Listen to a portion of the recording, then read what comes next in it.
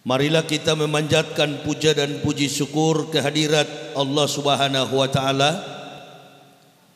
Kalau sampai pada siang menjelang sore ini kita semua masih diberi kesempatan untuk hidup dan bernapas, berarti masih ada peluang bagi halayak kita sekalian untuk menambah-nambahkan pundi-pundi amal demi bekal di yaumil akhir nanti. Man salaka tariqan ilal ilmi salakallahu bihi tariqan ilal jannati. Barang siapa meringankan langkah kakinya menuju majelis ilmu, maka Allah Subhanahu wa taala akan meringankan langkah kakinya menuju surga. Mudah-mudahan niat kita semua datang di rumah Allah ini, menghadiri pengajian pada siang hari ini semata-mata untuk mencari ridha, ampun dan keselamatan dari Allah Subhanahu wa taala. Salawat dan taslim tak henti-hentinya kita haturkan keharibaan Nabiullah baginda Rasulullah Muhammad sallallahu alaihi wasallam. Saya dari kemarin malam tiba pulang dari Pontianak, kemudian ceramah di kota Jakarta zuhur, malamnya lagi ceramah di Karawang, dan melanjutkan perjalanan baru tiba saat ini. 5 menit yang lalu saya baru datang. Saya mengendarai kendaraan dari rumah, dari Jakarta menuju ke Solo bersama istri dan anak, bersama istri dan my bodyguard. Ada bodyguard saya di mobil. Bodyguard saya itu namanya Muhammad Ibnu Syawal. Umurnya dilahirkan pada tanggal 14 Juli tahun 2017 miladiah. Jadi bodyguard saya itu baru umur 2 tahun lebih. Keliling Indonesia, dia yang menjadi bodyguard saya. Dia yang jaga saya kemana-mana. Satu waktu ada panitia tanya, "Ustadz, mana sopirnya? Mana pengawalnya?" Saya bilang, "Pengawal saya lagi tidur." "Loh, pengawal kok tidur?" "Iya." "Intip di dalam mobil mana?" "Ada yang tidur di bangku tengah itu, kursi jok tengah." "Panggil saja." "Nggak ada, cuma ada anak kecil yang tidur." "Ya itulah bodyguard saya, my bodyguard." Jadi kemana-mana saya itu yang kawal. 13 tahun lamanya berkeliling Indonesia untuk menyiarkan Islam, menceritakan, mengisahkan bahwa agama Islam itulah agama yang paling benar. Agama Islam itulah adalah agama yang dibawa oleh para nabi-nabi sebelum datangnya Rasulullah Muhammad sallallahu alaihi wasallam. Jadi agama Islam bukan agama yang baru. Agama Islam ini adalah agama yang sudah ada sebelum datangnya Rasulullah Muhammad sallallahu alaihi wasallam. Rasulullah sallallahu alaihi wasallam hanya diperintahkan oleh Allah untuk menyempurnakan agama Islam itu. Makanya di Al-Quran Allah berfirman, "Wahai Muhammad, pada hari ini kami sempurnakan Islam menjadi agamamu." Jadi Rasulullah bukan datang membawa Islam, beliau datang menyempurnakan Islam. Karena agama Islam itu sudah ada sejak diutusnya 123.999 nabi. Karena jumlah nabi di dalam Islam itu ada 124.000. Dari 124.000 nabi ada 25 rasul, termasuk di dalamnya baginda Rasulullah Muhammad sallallahu alaihi wasallam. Dari 123.999 nabi, tak satu pun nabi yang berhasil membawa menegakkan Islam. Perhatikan baik-baik. Dari 124.000 nabi, 123.999 nabi gagal membawa iman tauhid agama Islam. Lalu datang nabi yang terakhir pada abad yang ke-6, berasal dari Semit Selatan. Ada dua semit, ada dua rumpun semit, semit timur, semit selatan. Semit timur ini adalah orang-orang Yahudi, semit selatan ini liga-liga Arab. Nabi yang dari Arab, nabi yang terakhir Rasulullah Muhammad sallallahu alaihi wasallam.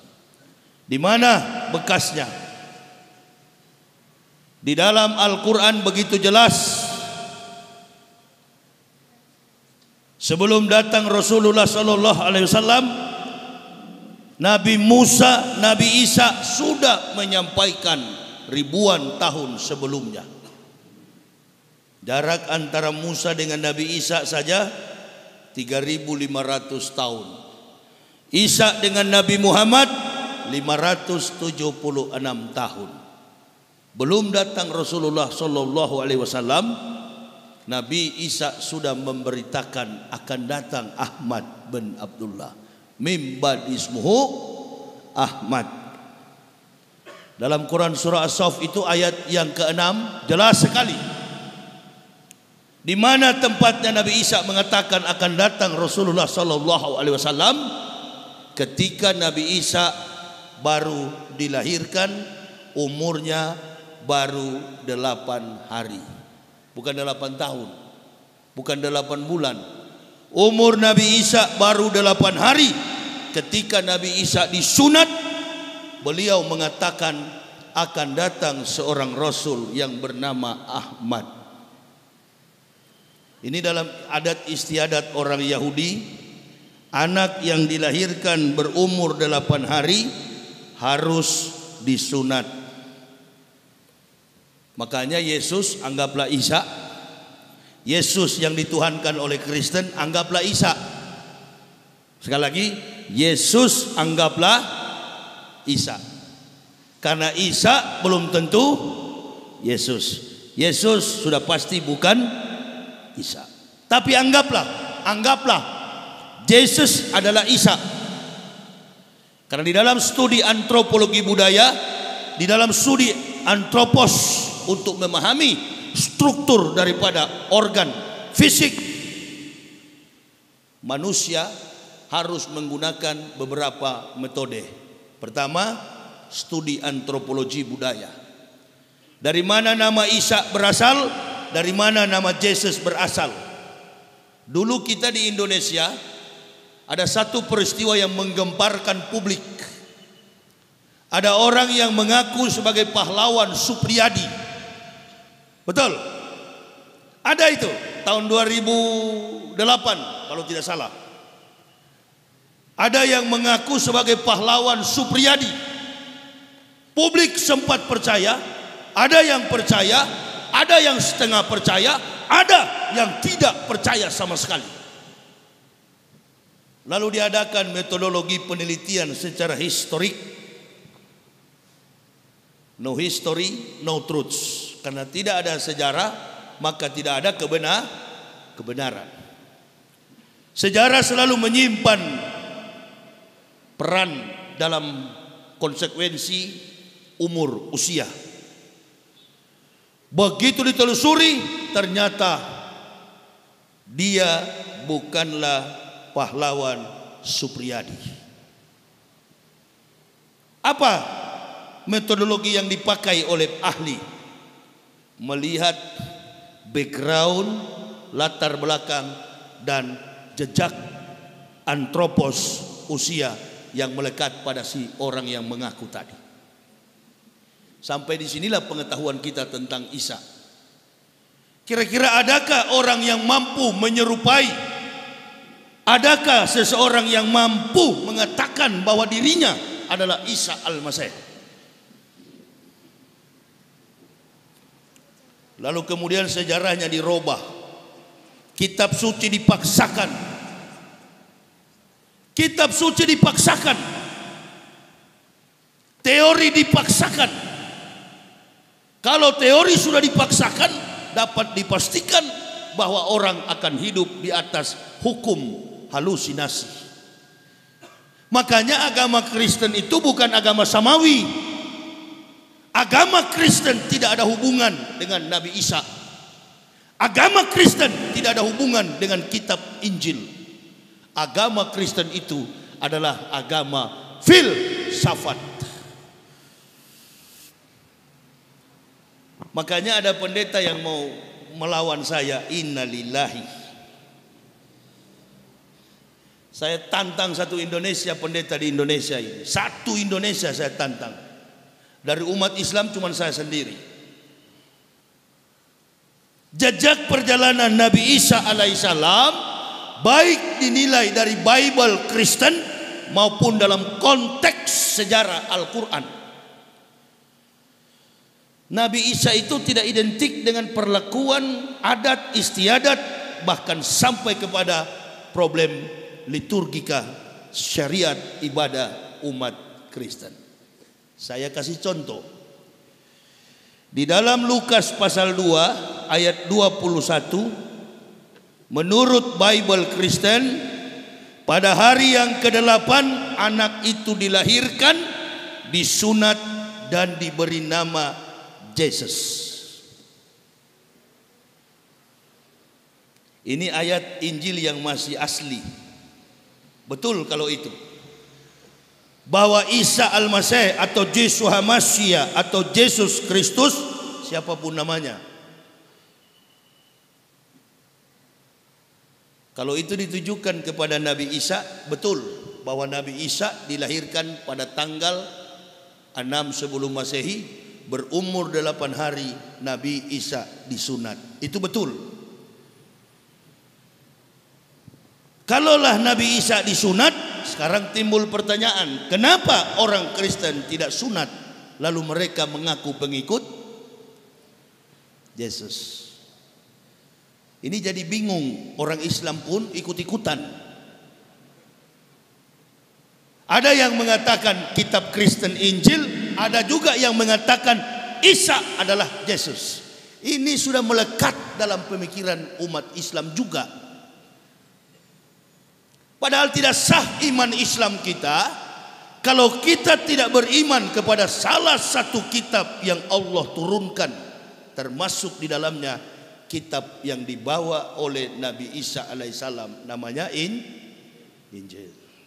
Qul amanu billahi wa ma unsila ila Ibrahimah wa Ismailah wa Ishak wa Yakub wal asbati wa ma utiya Musa wa Isa wa ma utiya nabiyun min rabbihim la nufariqu baina ahadin minhum wa nahnu lahu muslimun. Jadi kita orang Islam ini disebut sebagai Muslim karena kita beriman kepada semua kitab para nabi nabiullah, termasuk di dalamnya adalah Injil.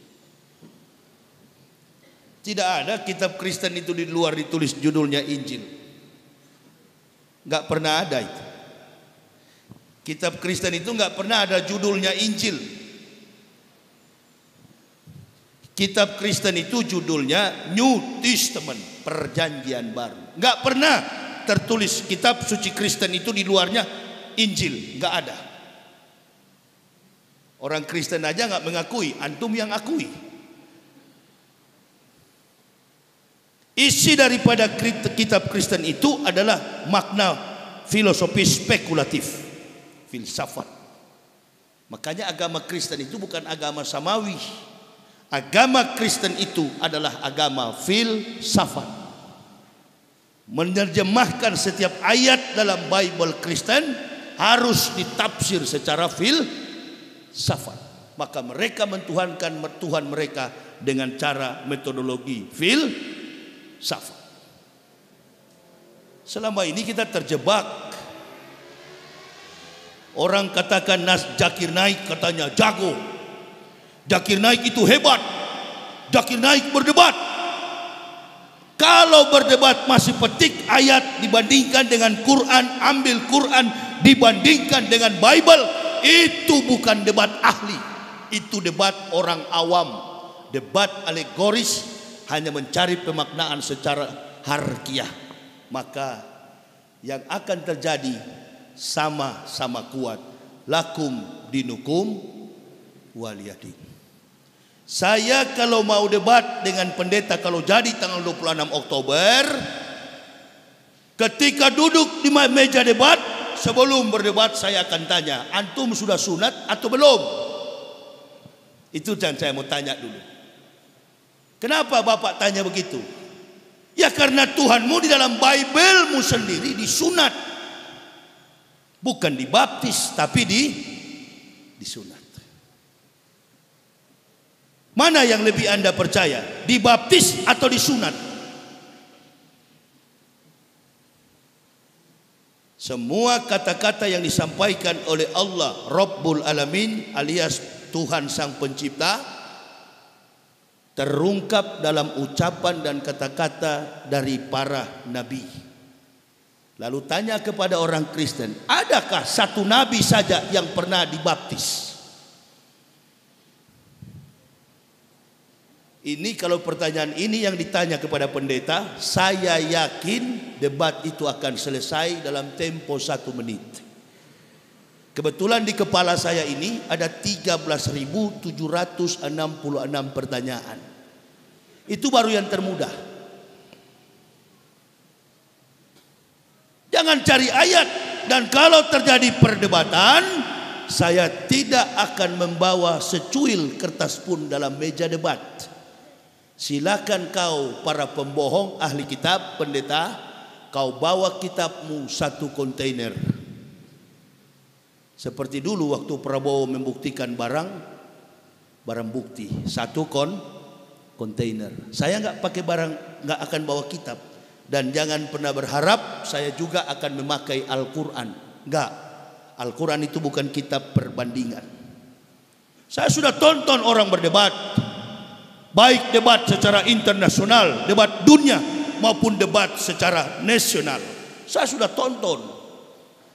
Bukan debat ilmiah, karena dari pihak Islam bukan asli, bukanlah orang yang pernah belajar tentang Christolog.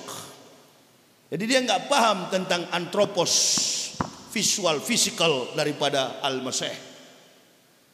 Saya orang yang langsung bertatapan berhadapan dengan kultur dan budaya Israel.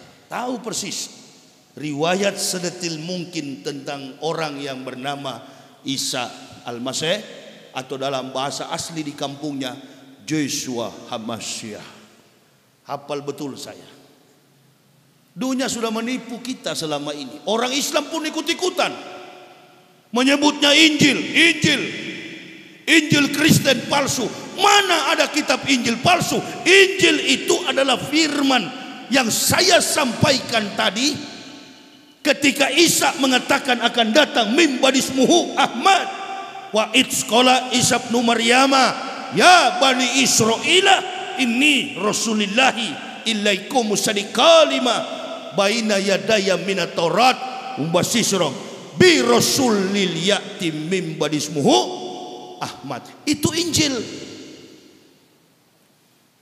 Kalau kita berhadapan dengan teori terkait dengan Musa, itu Taurat. Kalau kita berbicara terkait dengan ayat Quran yang menyinggung tentang Ibrahim, itu Su'ub. Kalau kita bicara tentang ayat-ayat yang menyinggung perilaku, iman, akhlak, moral daripada Daud dan Sulaiman, itu adalah Zabur. Jadi Al-Quran itu adalah kesempurnaan dari seluruh firman yang diturunkan oleh Allah kepada umat manusia, bersifat universal. Hudalin nasi wa bainati minal huda wal furqan. Jadi Al-Quran itu bukan hanya kepada umat Islam.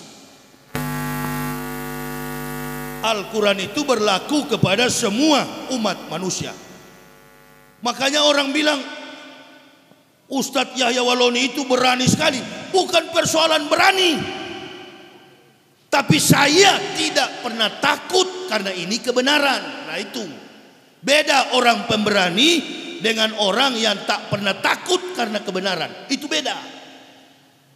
Kalau pemberani banyak, berani curi uang negara, itu banyak, berani nyolong kotak amal, nah itu berani kan? Pemberani. Berani merampok, berani mencuri, berani berbohong, berani berdusta, berani bermunafik. Nah itu berani. Tapi saya nggak berani orangnya, cuma tidak pernah takut terkait dengan kebenaran. Bahkan tidak memperhitungkan tentang aspek fisik ini. Entah tidak tidur, makan tidak teratur, minum kopi sampai puluhan gelas, nggak pernah sakit selama 13 tahun. Karena tidak pernah takut dengan apapun, termasuk takut kepada penyakit. Kita ini Masya Allah menghindar terus karena takut. Jangan makan daging kambing, takut. Jangan makan daging sapi, takut. Datang ke masjid, kaki tinggal diseret-seret, tangan sudah begini, mulut bengkok. Rajin sholat tapi penyakitan. Lalu bagaimana rahasia Islam itu? Saya 13 tahun pasrah, berserah sepenuhnya kepada Allah. Nggak ada rasa takut dan tidak berani melakukan dosa di hadapan Allah. Nah, itu jadi orang beriman begitu. Bukan persoalan berani. Saya selalu mengatakan orang-orang Kristen itu tempatnya di neraka. Kalau mati masuk neraka. Tahu saya, wali kota sini kafir Kristen. Bukan tidak tahu, saya tahu. Tapi tempatnya memang di neraka. Karena yang masuk surga hanya orang Islam. Nggak ada tuh, saya nggak butuh dikawal-kawal itu, nggak pernah takut saya. Keliling kemana-mana, my bodyguard, my boys, 2 tahun umurnya. Itu bodyguard saya. Bicara pun dia belum bisa. Jadi sifat-sifat kita yang mengenal iman tauhid yang sempurna itu, betul-betul kita beriman kepada Allah, bukan karena kita berani. Banyak juga yang berani, akhirnya konyol di jalan. Kita berani, kita demo di jalan, berhadapan, diadu dengan polisi.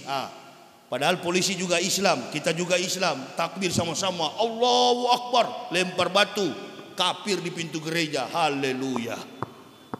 Berhasil kita adu domba. Ini berani apa ini? Berani apa? Berani berhadapan dengan sesama Muslim. Giliran dengan kafir dia jilat pantat kafir, kotoran kafir. Ini golongan munafik. Mudah-mudahan tidak ada di Solo sini, tapi di sinilah banyak sekali itu. Apalagi besok malam di Boyolali itu. Ada teman-teman saya di daerah, hati-hati Ustadz, Boyolali itu rawan sekali. Saya cari yang begitu-begitu. Tak pernah takut saya. Itu beda. Pemberani dengan tak pernah takut beda. Nggak pernah saya takut. Sejak saya Muslim. Tapi waktu saya masih kafir, penakut besar saya. Ya, begitu saya masuk Islam, nggak ada yang saya takut. Yang saya takut kalau tidak beribadah kepada Allah. Itu. Saya 13 tahun keliling Indonesia, bawa mobil sendiri tanpa pernah ada supir. Ada yang mau melamar kira-kira? Enggak, baru 3. 1 hepatitis B, 1 meninggal dunia dari Surabaya ke Situbondo. Saya bangunkan sholat subuh, sudah enggak ada napas. Kirim ke kampungnya di Gorontalo, meninggal dunia. 1 minta ampun. Aduh Ustadz, kalau begini lama-lama mati kita. Ayo, ini saya baru cuma 2 jam tidur. Tidur pun tidur di rest area. Turun dari pesawat ceramah, malamnya juga ceramah, langsung ke sini, belum pulang rumah. Dari Pontianak, Kalimantan Barat. Mampu kira-kira begitu. Ukuran kesehatan medis sudah lewat sebenarnya. Sudah habis darah, sudah mati. Tapi saya lihat tidak, malah saya sehat. Tidak ada penyakit. Bawa mobil ribuan kilometer, apalagi tadi saya buru-buru, kecepatannya sampai 160. Anak istri saya sudah terbiasa. Begitu saya laju lihat GPS lewat, rupa-rupanya tutup jalan keluar itu, masuk keluar lagi di kapur, Kupiar, apa itu?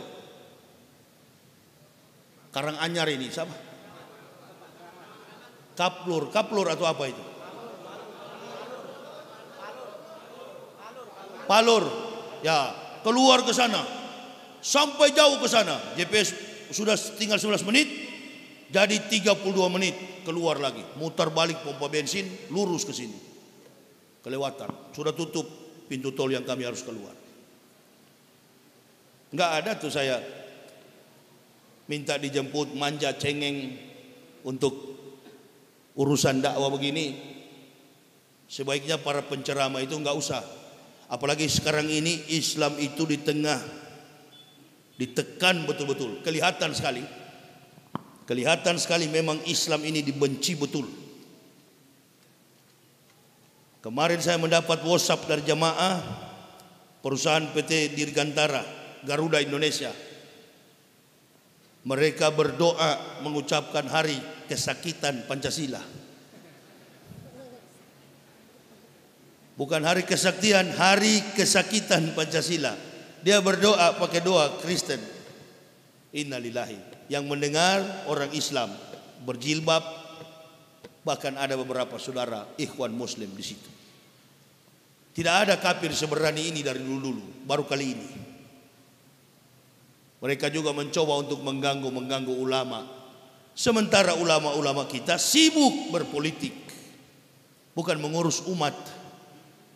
Yang di lapangan itu tinggal berapa orang? Saya, Tengku Zulkarnain, UAS. Saya pulang dari Pontianak, UAS masuk, gantian. Tinggal beberapa orang kami keliling Indonesia. Ini dari sini saya ke Medan, pulang dari sini. Insya Allah umur panjang, habis dari Solo langsung ke Medan. Untuk apa? Sepanjang sebulan, setiap bulan. Apalagi bulan kemarin waktu saya dibully oleh kafir, 17 kafir saya Islamkan, udah ribuan. Itu namanya dakwah. Mengislamkan yang kafir, memperkokoh barisan umat Islam. Kebetulan saya ini tidak ada dalam organisasi Islam dan tidak mau bergabung dalam organisasi Islam manapun. Gak mau saya. Karena saya adalah Muslim, ahlu sunnah wal jamaah. Orang kunut saya ikutan kunut, orang tak kunut lebih cepat, lebih bagus. Saya pun tak ikut. Saya bukan FPI, saya bukan Banser, saya bukan Ansor. Pokoknya saya adalah Muslim. Dari kafir yang Allah berikan hidayah, memperkokoh iman saudara Muslim, memanggil yang kafir-kafir supaya masuk Islam. Jadi itu tugas saya. Begitu Allah berikan hidayah, saya, istri dan 3 orang anak, yang kami lakukan adalah membayar syukur kepada Allah. Nikmat hidayah yang Allah berikan, orang lain tidak Engkau berikan ya Allah. Kami sekeluarga Engkau berikan harta yang berharga. Kami akan perjuangkan Islam ini sampai titik darah penghabisan. Keliling berdakwah. Allahu Akbar. Inilah saya datang di Solo sini sampai tanggal 7 ke depan. Insya Allah umur panjang kita bisa sampai tanggal 7 ke depan. Saya hanya memperkenalkan diri pada siang hari ini. Saya situasinya kurang konsen saya. Pertama, bukan masalah di jalan terlalu ribut. Saya mau menjelaskan secara detail tentang Isa Al-Masih. Kayaknya sulit. Situasi dan kondisinya kurang. Mungkin saya masih terlalu lelah. Tapi nanti malam barangkali baru bisa dengan konsentrasi yang penuh. Siang-siang begini memang saya tidak tahan panas. Makanya saya masuk Islam. Apalagi kalau di sana nanti di neraka, kan begitu. Jadi saya hanya memperkenalkan diri saja, bahwa kami sekeluarga ini sudah kurang lebih 13 tahun beragama Islam. Dan begitu Allah berikan hidayah, kami sekeluarga berkeliling berdakwah, menegakkan dinul haq, dinul Islam. Sembari berdakwah, kami pun menulis buku. Ada beberapa puluh judul buku yang telah kami buat dan kami bawa kemana-mana kami pergi dan berada. Jadi kalau ada pendeta mau melawan saya sarankan jangan satu orang lah. Kalau perlu saya tantang satu Indonesia, bikin di Istora Senayan Jakarta. Di Surabaya kemarin kan gagal gara-gara terlalu berkoar-koar Esra Soro itu, akhirnya dicium oleh BKUG, Polres, distopkan. Yang buat itu Abdullah Wasian Foundation. Gara-gara mulutnya si kafir itu batal. Ini si kafir ini dia orangnya suka ganggu-ganggu saya dari dulu. 2007 diajak debat. Datang saya ke Surabaya, dia yang tidak datang. Dia viralkan. Dia bilang Yahya Waloni lari. Mana pernah saya lari? Saya lebih cepat dipanggil makan daripada dipanggil berkelahi begitu. Apalagi soal berdebat secara intelektual. Memang saya tunggu-tunggu dari lama itu. Siapa kira-kira pendeta yang mau antar nyawa ini? Artinya yang mau malu begitu ya. Kalau sudah berdebat di depan publik kan yang jelas dua umat yang hadir, Islam dan Kristen. Sebanyak yang hadir orang Kristen, yakin 1000% akan masuk Islam. Itu yang saya tidak akan pakai Al-Quran untuk menyanggah kebohongan Bible Kristen. Saya akan menggunakan Bible kitab mereka sendiri untuk menyanggah kebohongan kitab mereka. Jadi orang Kristen nanti akan lihat umat Islam akan tambah kuat dan orang Kristen akan masuk Islam. Jadi saya kira tidak ada bohong, nggak ada pendeta yang berani. Cuma nanti kita lihat kalau jadi, pasti batal lagi ini. Saya sudah pengalaman, karena saya ada dengkotnya dari kafir yang masuk Islam. Jadi dia tahu, ini kalau mau berdebat ini cuma antar nyawa kita ini. Saya yang pendetakan dia, dokumen-dokumen saya ini lengkap. Ente mau fitnah bagaimanapun, saya punya dokumen lengkap. Ini album saya. Inilah para pendeta yang saya pendetakan dulu. Ini dia mau melawan bagaimana sama saya? Otak di kepalanya itu adalah otak saya dulu. Saya pernah nonton, saya pernah lihat. Satu waktu anak saya bilang sama saya, Abi, lah baik, kita menyeberang ke sebelah, memakan KFC, Kentucky. Oke, saya bilang, yuk kita ke sebelah. Sementara menunggu drive-thru, nunggu untuk pemesanan itu, ada orang gila di seberang jalan. Dia lari secepat kilat menyeberang jalan, lalu sampai dia di tong sampah. Dia pungut coker-coker sampah itu dan dia mendapatkan tulang-tulang sampah. Dia makan tulang-tulang ayam itu. Saya terus dengan logika yang sangat cepat, saya terus berpikir, dia menyeberang jalan dengan cepatnya, tidak ditabrak mobil, lebih cepat daripada mobil. Berarti ginjalnya, paru-parunya, otot-otot betis dan badannya masih kuat. Tapi ketika dia memakan tulang-tulang ayam yang sudah dilempar dalam tong sampah, apanya yang rusak kira-kira? Paru-parunya yang rusak, ginjalnya yang rusak, ototnya, atau dia mengidap konstipasi atau sejenis saluran pencernaan. Dia tidak mengidap penyakit paru-paru, lambungnya masih baik, pinggangnya masih bagus, otot-ototnya pun bagus. Ada persoalan yang terjadi ketika dia memakan sampah. Otak kabel di kepala satu putus. Nah, inilah kira-kira penyakitnya orang-orang kafir. Dia sehat, tapi ada satu kabel di kepala yang putus. Saya kira kalau debat saya bisa sambung kembali itu. Karena saya juga dulu orang yang, kalau saya nggak bisa ada yang sambung waktu putus dulu. Karena memang orang yang membuat rancangan kabel-kabel itu saya. Jadi begitu saya masuk Islam, saya tidak ada bisa sambung. Yang sambung adalah may yahdillahu fahuwal muhtadin wa may yudlil faulaika humul khasirun. Allah yang sambung kabel di kepala saya melalui apa? Laqad ansalna ayati mubainatin wallahu yahdi may yasya'u ila siratim mustaqim. membaca ayat-ayat suci Al-Quran, menghubungkannya dengan fakta kehidupan dunia dan membandingkan dengan iman Kristen, lalu saya mendapatkan petunjuk dari Allah. Allah memberikan jalan yang lurus. Jadi begitu kabel saya tersambung, saya sembuh dari gila. Jadi kalau orang Kristen menuduh itu pendeta gila, jangan percaya. Saya justru baru sembuh dari gila. Kira-kira begitu. Ya. Jadi saya dan keluarga alhamdulillah tidak semudah, bukan seperti yang lain mau masuk Islam karena mau kawin, masuk Islam karena ikut-ikutan. Alhamdulillah kami satu keluarga rela ikhlas mengorbankan segala-galanya demi keselamatan kehidupan dunia dan akhirat.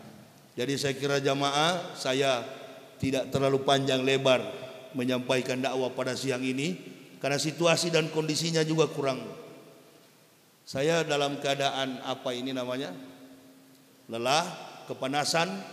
Inilah sifat saya. Kalau sesuatu yang saya bisa sampaikan, saya sampaikan. Saya enggak tertutup orangnya. Jadi sebaiknya saya hentikan dakwah ini. Di satu sisi juga terlalu bising, sulit saya mau menjelaskan. Sebaiknya jemaah bertanyalah sama saya, apa yang mau ditanyakan, lewat kita interaktif, kita bertanya. Silakan kalau ada yang mau bisa bertanya. dilanjutkan tanya jawab saja. Ya. Begitu Ustaz ya? Bisa dilanjutkan tanya jawab aja karena situasinya kurang. Iya. Monggo dari jamaah yang ingin bertanya Ya. kepada Ustaz. Coba. Silau, mata saya silau. Silakan. Bagi yang ingin bertanya silakan. Saya Ustaz. Udah. Kita Saya dialog interaktif. Saya dulu ya. Maaf sebentar ya. Monggo, Kalian mic-nya numpang pas. diberikan. Nanti sebentar Pak. Nanti untuk malam kalau ada yang mau bertanya sebaiknya ditulis. Oh iya. Taruh di kertas, taruh di meja, saya baca, saya jawab. Tapi sekarang sudah terlanjur, silakan Oh bertanya. iya, makasih Ustaz. Alhamdulillah. Yang saya tanyakan, materi strategis apa yang kita sampaikan kepada orang non-Islam, terutama orang Nasrani, sehingga mereka tertarik. Oh, Pertama, kedua mungkin ada referensi buku apa yang menjadi referensi yang bisa untuk menambah wawasan dan ilmu. Cukup itu saja. terima kasih. Ya. Ini pertanyaan bagus. Pertanyaan bagus. Saya jawab ya. Apa kira-kira argumen, gitu ya? Argumen untuk memudahkan orang Kristen itu datang kepada Islam. Nabi SAW, wala tujadilu ahlal kitabi wa ahsan. Jangan berdebat dengan ahli kitab kecuali dengan cara terbaik. Jadi kita sebenarnya dilarang untuk berdebat dengan mereka. Kenapa Nabi larang? Nabi melarang karena tidak boleh kalau bukan ahli. Itu maksudnya. Wala tujadilu ahlal kitab. Tidak boleh berdebat dengan ahli kitab kecuali dengan cara terbaik. Berarti yang bisa melawan berdebat dengan mereka jangan antum. Nah, inilah. Jangan antum orang yang memang muslim yang tidak paham tentang mereka. Sebaiknya yang menantang mereka itu adalah orang-orang yang terbaik dari mereka dulu. Begitu seperti saya. Karena tahu betul kelemahan kafir. Jadi apa pertanyaan kira-kira yang lebih mudah untuk, coba kita nonton waktu Zakir Naik berdebat dengan William Kimball, kemudian Esra Soro berdebat dengan Dr. Sanihu Munir. Terkesan sama kuat. Karena biar bagaimanapun hebatnya seorang muslim yang lahir dari Islam, pasti tidak memahami dua konsep. Konsep teologi dan konsep eklesiologi. Tentang gereja dan tentang rumus-rumus teologi spekulatif filsafat ketuhanan Yesus. Dengan begitu dia menyebut kitab Kristen pun Injil. Nah ini dia menyebut kitab Kristen pun Injil. Padahal kitab Kristen itu bukan Injil. Kitab Kristen itu adalah kitab yang tersusun atas pemahaman orang ke orang. 200 tahun Isa sudah diangkat, baru kitab itu ada. Jadi saya kira pertanyaan yang untuk diajak supaya orang Kristen mudah masuk Islam, jangan coba-coba memakai Al-Quran. Ada pepatah mengatakan begini, jangan melempar mutiara kepada babi. Itu pepatah ya, pepatah kuno. Janganlah melempar mutiara kepada babi, karena hanya akan diinjak-injak. Jadi kalau mau menggunakan Al-Quran, saya kira jangankan orang kafir, orang Islam sendiri saja kalau imam sholat ayatnya panjang dia batuk di belakang. Bahkan dia tidak suka kalau imam terlalu panjang ayat bacaan, apalagi kafir. Cara yang paling tepat, saya Islamkan sudah banyak, sudah ribuan orang kafir. Saya tanyakan ke mereka, konsep keselamatan Kristen itu adalah Yesus mati dulu di kayu salib sebagai jalan penebusan dosa-dosa bagi manusia. Ini doktrin orang Kristen. Tuhannya mati dulu di kayu salib demi menebus dosa-dosa manusia. Tanyakan kepada orang Kristen, apakah Yesus yang kalian tuhankan itu betul-betul kalian percaya dia sebagai Tuhan? Pasti orang Kristen akan menjawab, ya, itu adalah Tuhan kami. Apakah Anda percaya bahwa Tuhan Sang Pencipta tidak pernah mati? Dia juga akan menjawab, betul, Tuhan tak pernah mati. Apakah Anda percaya Yesus yang kamu tuhankan itu pernah mati? Di sini dia bingung. Dengan logikanya yang sehat, dengan akal budinya yang Allah berikan, dia akan menjawab bahwa Tuhan tidak pernah mati. Di sisi yang lain, dia akan menjawab bahwa Tuhannya Yesus pernah mati.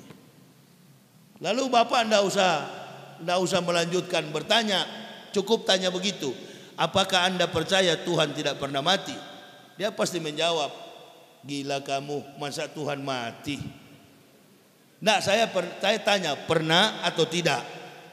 Kalau dia bilang enggak, oh bagus, berarti kamu masih sehat ini. Baru tanya dia, apakah Yesus pernah mati? Di sini dia mulai curiga. Ya, dia kan mati demi menebus dosa-dosa manusia. Iya betul.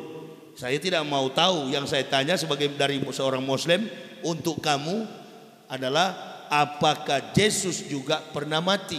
Begitu dia bilang pernah di kayu salib, baru kita tuding dia. Tadi Anda bilang Tuhan tidak mati, sekarang Yesus pernah mati. Siapa yang kamu percaya? Yang tidak pernah mati atau Yesus yang pernah mati?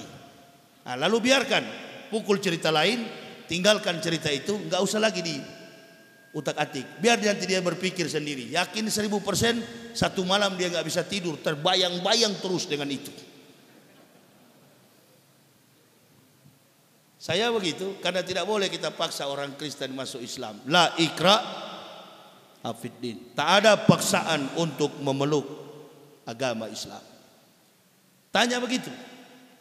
Untuk mau dialog dengan menggunakan Al-Quran, berdialog tentang ketuhanan, filsafat, berat sekali. Karena dia diajar untuk berdalih. Atau kita bilang begini, mungkin yang Bapak maksudkan mencari kelemahan Kristen.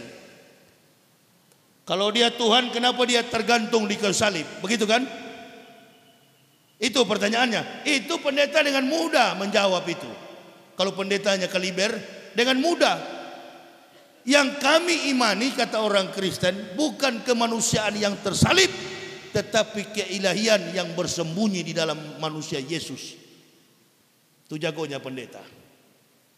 Makanya jangan pernah akui Yesus itu adalah Isa. Posisi Isa tetap nabi. Yesus itu adalah Tuhan Kristen.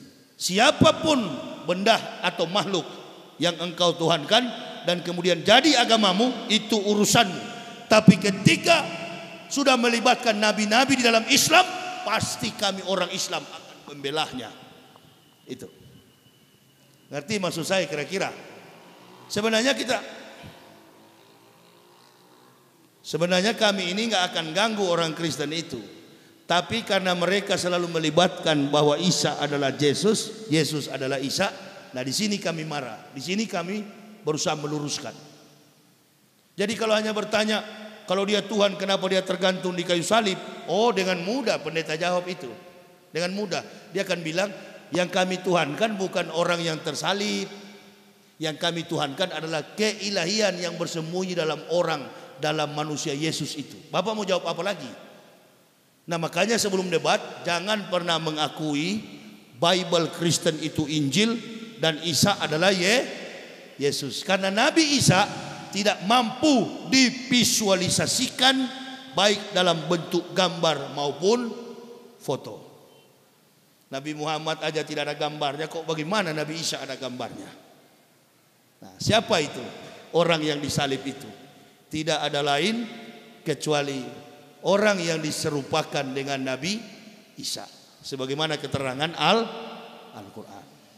Buku yang paling bagus yang akan Bapak tanyakan tadi untuk referensi, ini ada buku saya dengan judul Kebenaran Islam Menurut Mantan Pendeta. Buku ini tidak pernah mengatakan orang Kristen masuk neraka dari ayat Al-Quran. Enggak ada, enggak pernah saya pakai Al-Quran untuk menjebak orang Kristen masuk neraka. Tapi buku ini, dalam buku ini yang mengatakan orang Kristen masuk neraka adalah ayat-ayat Kristen itu sendiri. Menyanggah lawan, mengalahkan lawan dengan kitab lawan. Itu. Jangan pernah mengatakan dengan Al-Quran. Kalau kita bilang dia masuk neraka karena Al-Quran, Allahu Akbar.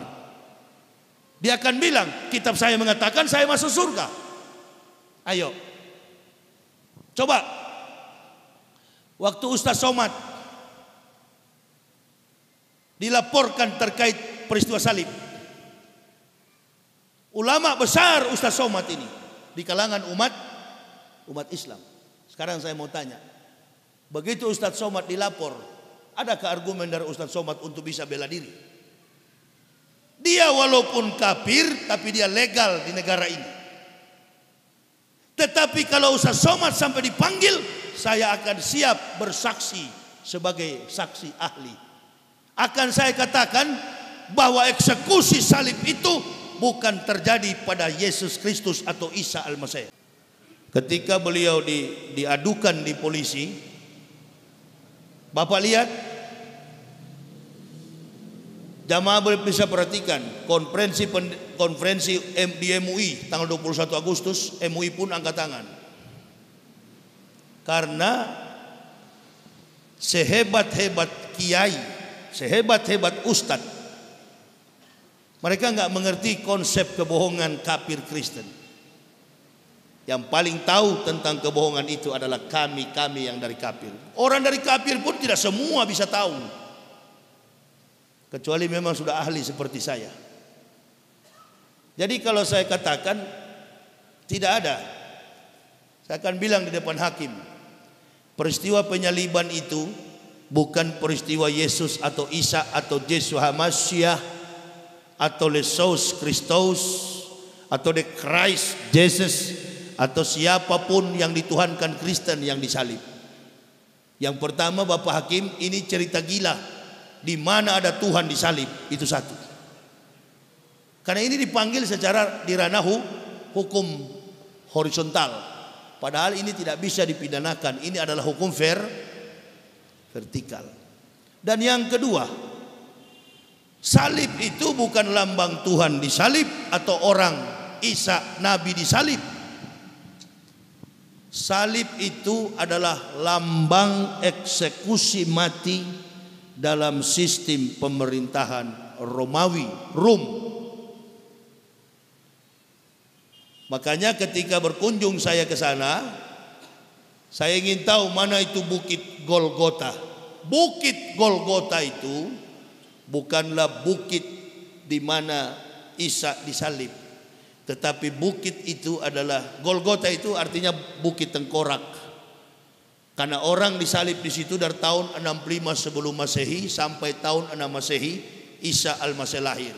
Romawi memerintah menguasai Yerusalem dari tahun 65 sebelum Masehi sampai tahun 6 Masehi. Isa lahir tahun 6 sebelum Masehi. Perhatikan, 6 sebelum Masehi sampai 6 Masehi. Isa lahir 6 sebelum Masehi. Jadi eksekusi mati itu sudah ada pada zaman dulu, sebelum datangnya Nabi Isa. Pada zaman Nabi Musa, bahkan sebelum Nabi Musa sudah ada eksekusi dalam bentuk penyaliban. Kalau nggak percaya sama saya, cari orang bule yang pakai kalung salib, artis Hollywood, Mick Gavin, Stephen Seagal, Rambo, Arnold Schwarzenegger yang pakai kalung salib. Tanya mereka, you are Christian? No, I'm not religion. Saya bukan pemeluk agama manapun. Kenapa? Salib itu bukan lambang Kristen. Salib itu dianggap oleh orang-orang bule Amerika dan Eropa, salib itu adalah aksesoris. Kita di Indonesia ini kan IQ-nya terlalu tinggi dibanding Amerika. Makanya masih banyak di gereja tiap hari Minggu. Di Eropa dan Amerika gereja itu tiap hari Minggu kosong gitu, nggak ada orang. Artinya kemampuan intelektualnya Amerika dan Eropa itu di bawah orang Indonesia, lebih pintar, makanya masih banyak di gereja. Itu maksudnya. Nah, kalau yang mengerti pasti ketawa itu, yang nggak ngerti melongo dia, apa ini dia bilang. Ya, karena IQ-nya orang Eropa dan Amerika itu di bawah, sementara orang Kristen di Indonesia itu IQ-nya di atas 200. Nah, itu maksudnya. Baru ketawa kan? Jadi kalau mau menyerang keras tapi ilmiah supaya lawan tidak berkutik. Jangan menyerang membabi buta, kan begitu. Menyerang babi buta hanya membuat kita terpenjara. Akhirnya saya cut. Begitu saya marah di YouTube, Ustaz Somad lolos. Karena orang kafir sudah tahu ini sudah maju. Kalau ini sudah maju, ini dedengkot kita dulu, pasti kita kalah. Saya kira nanti malam lah kita ketemu di kurang bagus.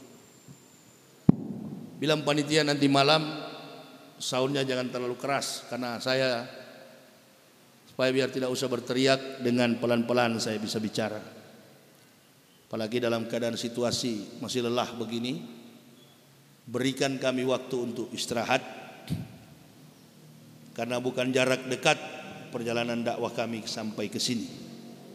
Jadi nanti ibu bapak untuk mengetahui kepalsuan kitab Kristen itu, nih buktinya ini banyak sekali ayat-ayat kitab yang palsu.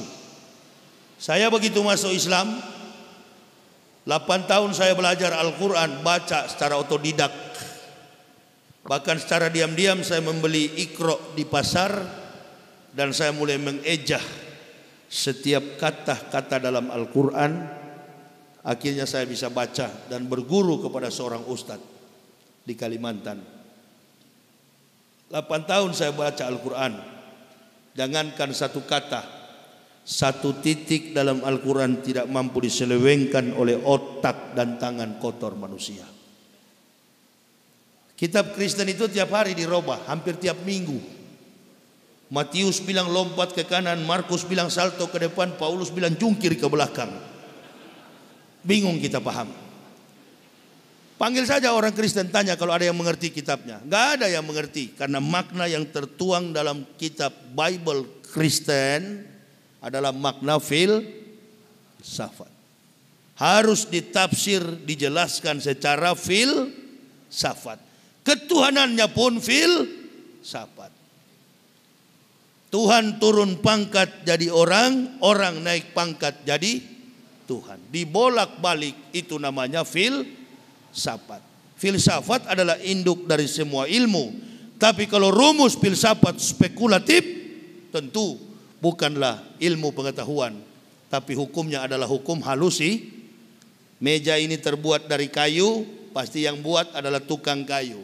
Sampai kapanpun meja tetaplah meja ciptaan, dan tukang kayu adalah pencipta. Dipaksa bagaimanapun, artinya ayat-ayat kitab suci dipaksa bagaimanapun, Tuhan jadi orang, orang jadi Tuhan, sampai botak kepala orang kafir tak bisa. Paham kira-kira? Di Islam tak ada yang begitu. Kalau Islam suka menuhankan Isa, lebih dahsyat dari ayat Kristen. Bahkan di Al-Quran dijelaskan, Isa adalah orang yang terkemuka di dunia dan akhirat. Kalau sudah bicara terkemuka di dunia dan akhirat, mudah sekali kalau difilsafatkan menjadi Tuhan.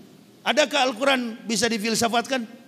Karena di referensi ayat yang lain dikatakan bahwa tidak ada Tuhan selain Allah. Nah inilah Al-Quran.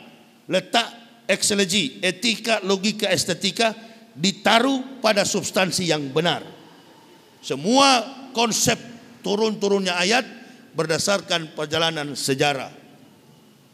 Kisah tentang Nabi Isa, ibunya Maryam dijadikan sebagai judul daripada kitab. Realistis, kontekstualis, teologis, sistematis, dan rasional. Inilah kitab suci. Ini yang saya percaya.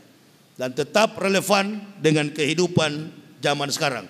Kehidupan yang pernah, sementara, dan akan terjadi. Al-Quran itulah sebenar-benar firman dari Allah Subhanahu wa ta'ala. Keluar kami masuk Islam dan mengamalkan Islam dengan baik. Bukan orang Islam yang mengislamkan kami sekeluarga. Kalau orang Islam yang mengislamkan kami, mungkin sampai hari ini enggak Islam kami. Karena yang masuk penjara itu kebanyakan orang Islam. Tidak ada nama Matius, Markus, Yohanes, Stefanus, Tetanus, nah jarang. Yang masuk penjara itu kebanyakan orang Islam. Ini tidak bisa diukur secara etika, eksegesi. Islam kebenarannya tidak bisa diukur dengan perbuatan akhlak moral daripada umat Islam. Kenapa? Karena ada orang yang beragama Islam kelakuannya kafir. Ada orang kafir kelakuannya Islami. Jadi tidak cocok etika moral pribadi manusia dijadikan landasan mengukur substansi sebuah agama. Agama Islam ini harus diperhatikan dari kitab suci.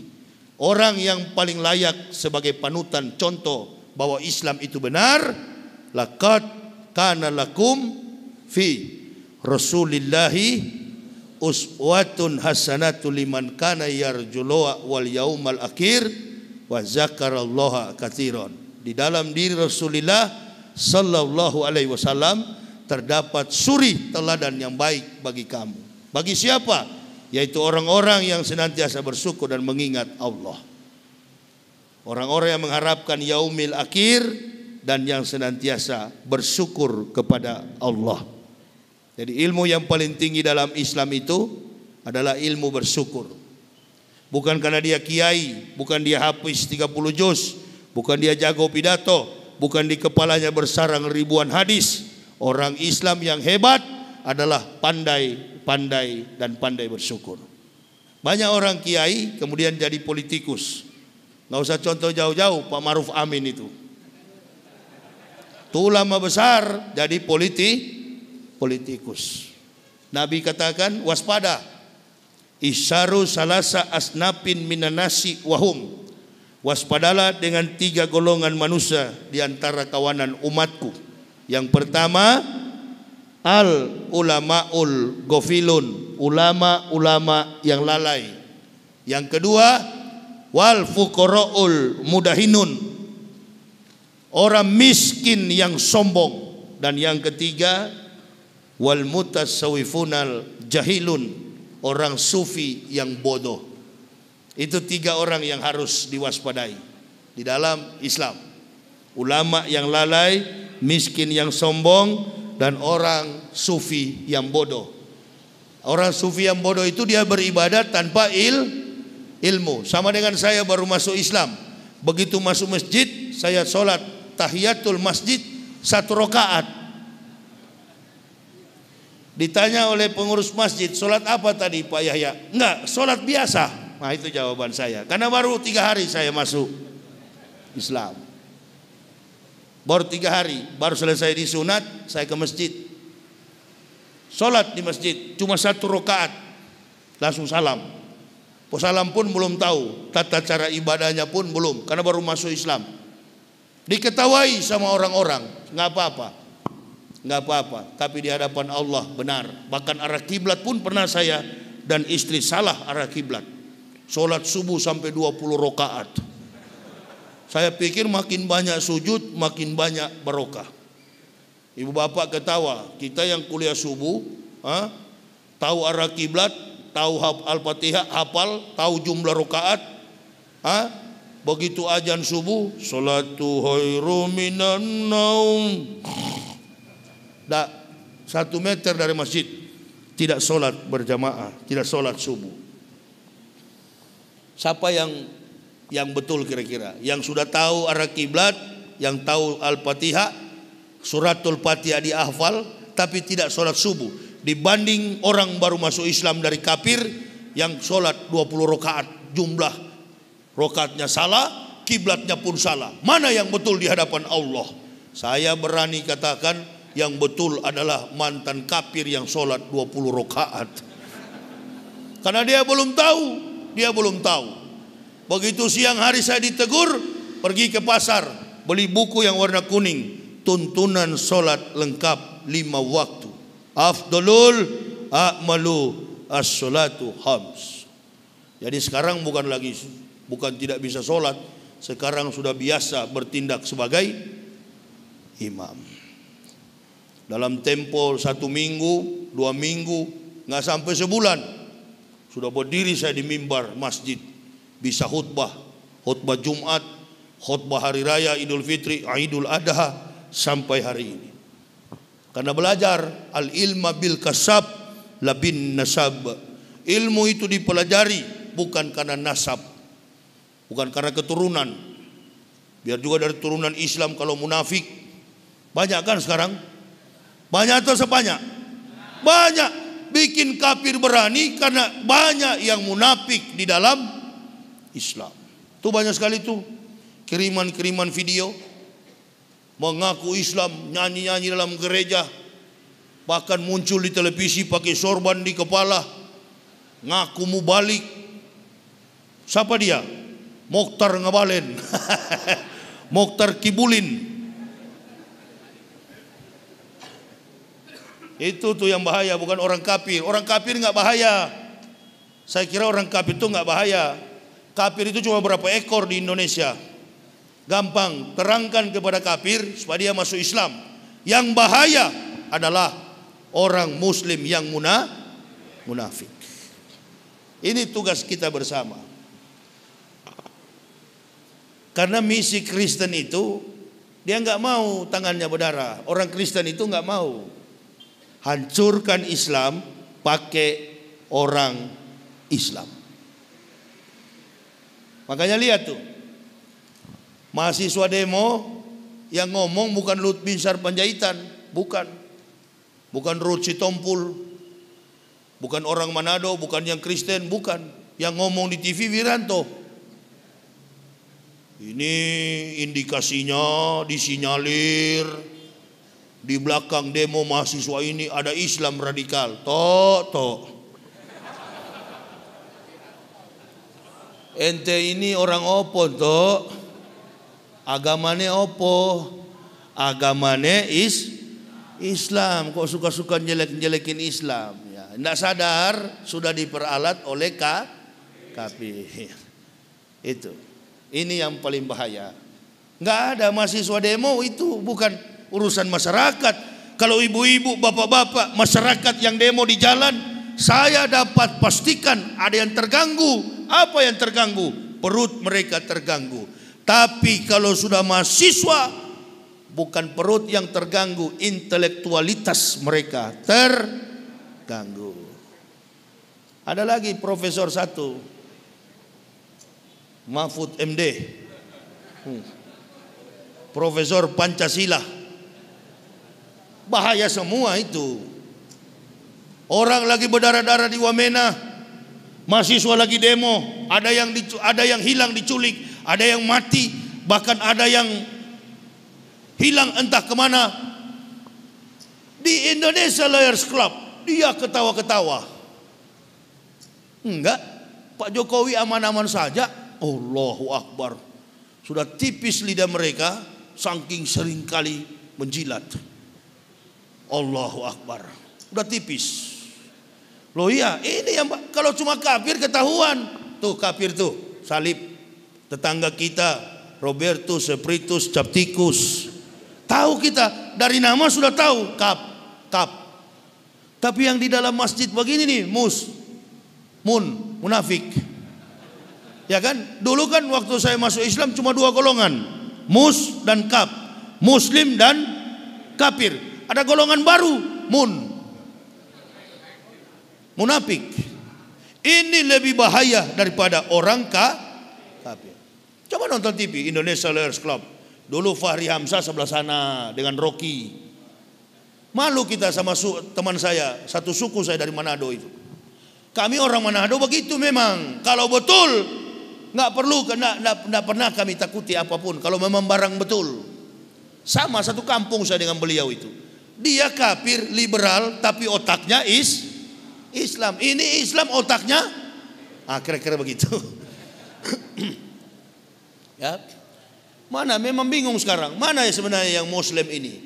Mana yang mukmin? Mana yang beriman? Ada juga orang liberal, filsuf, orang kafir. Rocky keluarganya di Manado, satu kampung sama saya, Rocky Gerung. Itu bapaknya, opanya, semua keluarganya, bahkan adiknya satu itu dekan Fakultas Eksakta di Manado, Universitas Samratulangi, Profesor Grevo. Itu profesor semua keluarganya. Rocky aja bukan profesor, tapi otaknya mengajar S3. Bahkan ada satu mata kuliah di Universitas Indonesia yang tidak mampu diajar oleh para akademisi, profesor di UI, Rocky bisa ajar selama 15 tahun. Gajinya dia tak ambil. Dia tidak ambil gajinya sampai sekarang. Nah, dia otaknya otak Islam dibandingkan dengan yang lain. Ban Vespa di kepala putih. Datang ke gereja, nyanyi-nyanyi lagu gereja. Yesus itulah. Indonesia Lawyers Club kemarin, dia keluarkan ayat dari mulut. Komentatornya juga Karni Ilyas.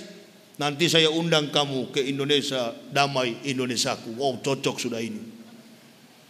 Watak orang Indonesia. Saya bukan orang Indonesia, saya bukan orang Manado. Saya orang Islam. Dari awal masuk Islam bicara A, sampai masuk ke liang kubur, lidah ini tetap A. Jadi saya kalau tadi debat, tidak boleh menggunakan Al-Quran, tidak boleh juga meyakinkan agama Kristen dengan pakai ayat Kristen. Menempatkan teologi pada substansi yang rasional, sehingga dua agama bisa terima. Mana kira-kira agama yang betul? Dan yang terakhir saya akan bilang, saya akan minta kepada semua pendeta, berikan satu contoh dalam Bible yang bisa memberikan sumbangsi bagi terkaitnya perkembangan pemikiran, ilmu pengetahuan dan teknologi, science and technology. Adakah kira-kira dalam Bible Kristen yang bisa mengungkap satu fakta terkait sumbangsi pemikiran, ilmu pengetahuan? Kalau di dalam Islam kan banyak dalam ayat-ayat Al-Quran. Saya sudah baca Bible Kristen itu, Bible Kristen. Tidak ada satupun ayat Kristen yang mampu memberikan sumbangsi pengetahuan terkait dengan perkembangan sains and teknologi yang dikaji secara saintifik. Nanti kita lihat. Tapi di Al-Quran banyak. Termasuk sore nanti akan saya ungkapkan tentang menguak rahasia fitrah manusia di balik fakta hidayah. Nanti malam kita jumpa di Masjid Boyolali. Di masjid apa itu namanya? Masjid, ya, kita jumpa di sana saja. Nanti bagi Bapak Ibu saudaraku yang ingin melihat biodata saya secara lengkap, inilah dokumen saya mempendetakan para pendeta. Silakan nanti, saya di dalam setiap momen berdakwah selalu membawa buku karya tulis saya sendiri dengan judul Kebenaran Islam Menurut Mantan Pendeta. Ini membongkar semua kebohongan kitab Kristen.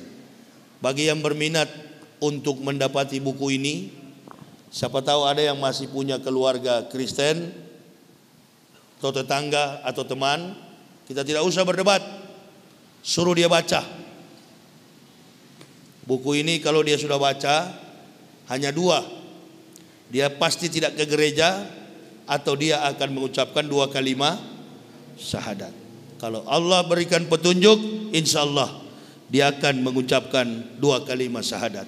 Kalaupun Allah baru memberikan petunjuk, dia pasti tidak akan ke gereja. Tapi dia juga tidak masuk Islam. Untuk ke gereja dia sudah nggak mau. Nah itu. Nanti kalau lama-lama dia sudah bosan ke gereja kan juga tetap dia akan ke Islam. Ada yang langsung begitu membaca langsung telepon, Ustadz, saya baca buku Anda, saya ingin masuk Islam. Oh sudah ribuan. Jadi saya nggak perlu ke gereja lagi berpidato, cukup dengan karya tulis.